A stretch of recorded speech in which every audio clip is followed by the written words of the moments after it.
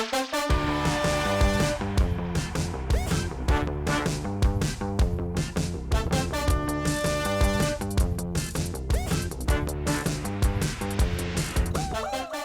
Jasper, half Irish, half English, and I own pizzerias in India.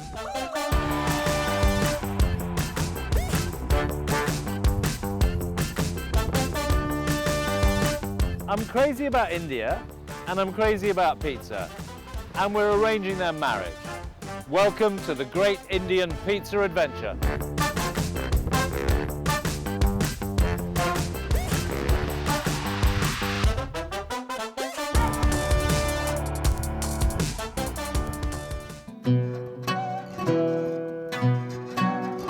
A land of mountains, valleys, raging rivers, of orchards, almonds, cherries, saffron and apricots. The land the poet called heaven on earth.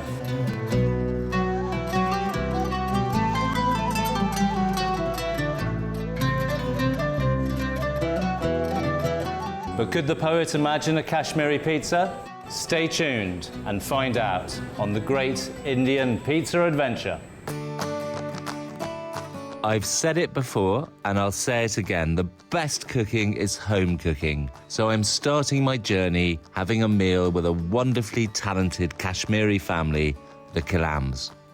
Inda, yes, sir. Indraman, Amit, Meha, and especially, most importantly, Ineha, thank you so much for having me with your family. I wish we could do this every day. So I'm on a sort of journey of discovery of Kashmiri food, Kashmiri culture. I mean, we've got multiple generations. Food and culture and nostalgia, they're all very linked, right? So when you see this and taste it, does it transport you back to Kashmir? Does it give you that feeling? Yes. We all, wherever there are people from Kashmir located here in Delhi in different pockets, we somehow manage to get Kashmiri vegetables, whether it is haq saag or munj, what we call nol khol, or non-veg food. We ensure that we get this stuff and we eat. Nadru, for example, is one of the very tasty dishes. Lotus stem. Yeah. And we will ensure that we went to Bangalore and we wanted lotus stem there. It was a little difficult, but we found out. And when you get that lotus stem, you feel, okay, back to Kashmir. It's an interesting thing because for them, they have lived a big part of their lives in Kashmir. I lived only about 10 years. But the kids have never really lived. But I don't know what it does to them. I mean, they live off stories of their parents and their grandparents. So it must be doing. You tell us. What does it? Yeah. What do you think, Meha? Well, it's a borrowed culture, I feel like. Because the only connection that we have is through bits of the language that we can't speak but kind of sort of understand. And food. And music and this is the common language. Siphon the culture from them. Yeah, you might not speak Kashmiri, but this is the common language. And this wonderful food. Just tell me something about this food and where it comes from. It is actually Kashmiri Pandit food. Yes. हम लोग इसमें garlic, onion and tomatoes use नहीं करते. Okay. We mainly use curd and milk. Yes. And special spices. Ours is Kashmiri mirch, is more for color. Okay, got it. It is called bangan, some sour bangan, khatte bangan. Yeah. So ये हम यहाँ से बनाया aubergine, lemon, with lemon. I see. Okay. These are mince balls. Yeah, this is like a meatball. Only it's not looking like a ball, but Where does one start? What's the strategy? Little rice in your plate. Yeah. And then follow it up with dishes one by one, preferably. I see. Tell me a bit about the agriculture of Kashmir. We are mostly rice eaters and rice growers in Kashmir. Yeah.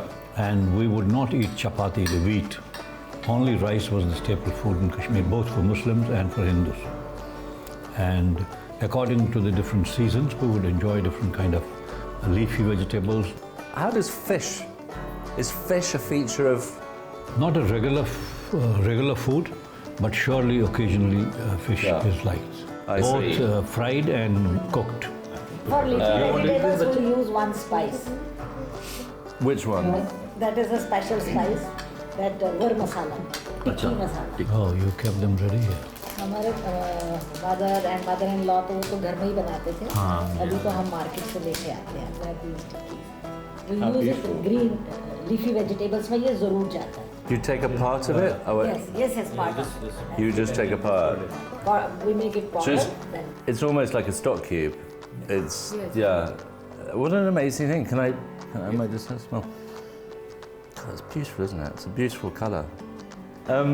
That's so wonderful. Indra, thank you. You're a magnificent cook.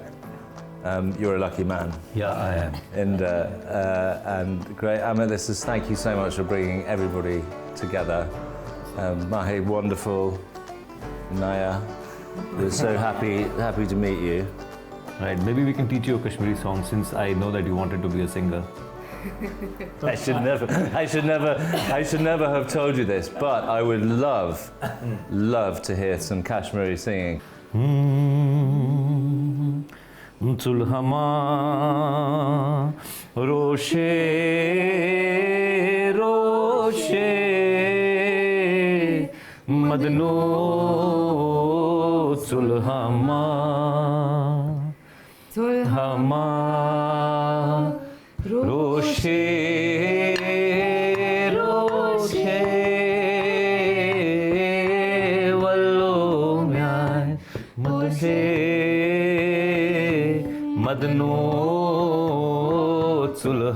What a wonderful beginning that was. Superb food, great hospitality, and singing that transported you to the hills and valleys of Kashmir. And now I'm off to meet Sala Razdan, author of a book on authentic Kashmiri cuisine. Sala, thank you so much for inviting us into your house. I know very little about Kashmiri cuisine. Tell me, how did you get into it? My father-in-law actually inspired me. He said, why don't you write a book? You always give me good flavors from the kitchen.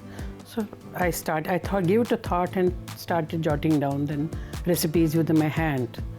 That's how I started. When you think about ingredients in Kashmir with your cooking, tell me something about the ingredients that are special to Kashmiri cooking. I think the whole spices are very important, like bay leaf, cinnamon stick, cloves, and whole cardamom, brown cardamom you call it, green cardamom, and then the rest of the spices. Tell me what we have here, Sala. Let me see some of this. Can I try the tea? Yeah, this is kahwa. Classic kahwa tea. Kahwa, it has no milk inside. It has cinnamon powder, it has almond. Delicious. My day starts with kahwa because I find it is very good green tea. And here I'm looking, I mean, obviously I'm trying to work out how I make a Kashmiri pizza. And You got the bread there. Here we go, I put this on this and then we're finished. But tell me about the breads and the kebabs and... This is called katlam in Kashmiri. Let me just try a little bit of it. These are both baked in the tandoor. Yeah. And maybe they put some yeast into this. Yeah. And this goes well with the kahwa. And the kebabs? Kebabs this is mutton kebab. Yeah, again, typical Kashmiri style. You can try this kebab with this roti. Let me try some of this. This is, like I say, it's already a pizza. Let me break off a little bit. So I take a bit of this fellow. Yeah, you can have this with roti. Yeah. And kahwa too. A little bit of roti, and this is. Yeah, you're supposed to go with the kebab. I see. So I just put a bit in here.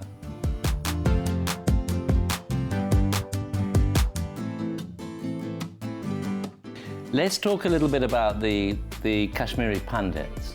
Tell me about their cuisine. See, our cuisine is hack, rogan josh, yakhni, mutton yakhni, kabarga.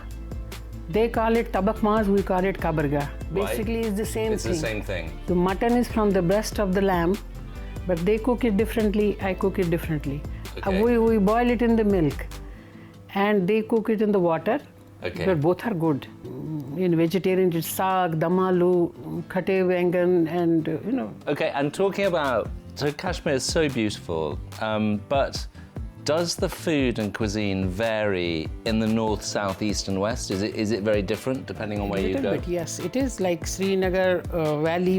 There is mutton, and because of the weather, the cold weather there, Jammu has a different cuisine. They have khata meat. They have some kaladi dishes.